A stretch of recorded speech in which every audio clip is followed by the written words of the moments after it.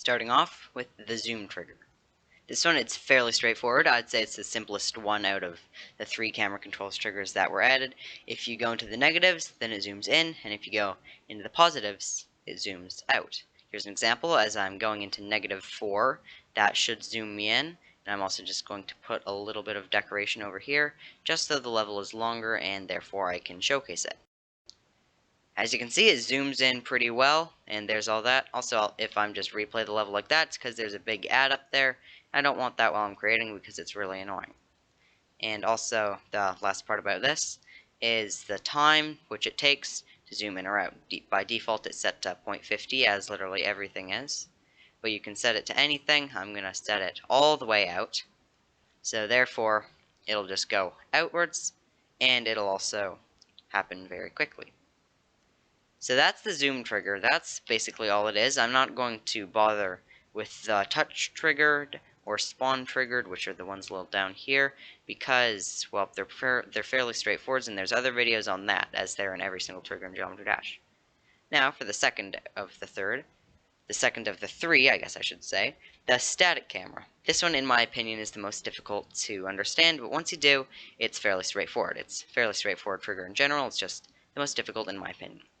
First, you gotta get object ID, so I'm just going to be using 1, for example, and then an object. I will say a yellow orb, how about that, with that group. Also, yeah, reverse is here because we're in 2.2, yay. So basically, what the static camera does is it makes the camera center around this object.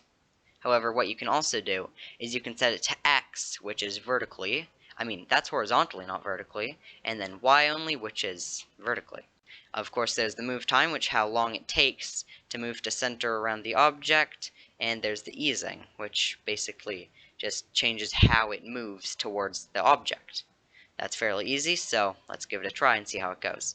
Again, I'm just going to place something over here, just so I can show how it looks. As you can see, it centers around that object. No matter where the cube is, it always will center around that object. So now, just need to, of course, replay the level to get rid of that ad, then delete that. So now say I want to make it only lock horizontally, but I want to stay vertically. So I want it to stay locked to the cube vertically, but not horizontally. Then I can just set it to lock X only, which is horizontally. And then, here we go. Here's how that works. So it locks to X only. That wasn't actually a very good example because it deleted the thing. So now as you can see, it is locked to the X, but I stayed on the ground just like so because I set it to lock to X only. So now if I just replay the thing, go to editor, then that's all good, but how do you get out of the thing? Well, it's just as simple as starting it in the first place. You can just go and you can select it and say you want to get out while your cube passes there, then you can simply press exit static and whatever group.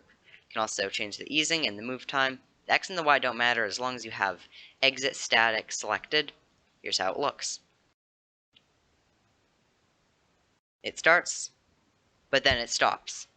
That was kind of a bad example because, well, the level ended very quickly, but you get the point.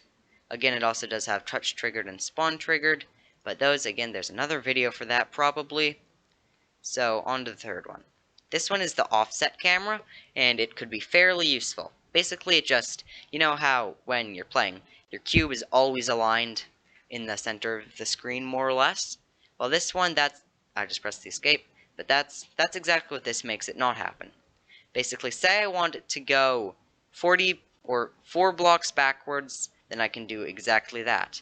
I can just make the camera move that way, so it's not centered around the cube for always. Just going to place a block there so it goes to the very far.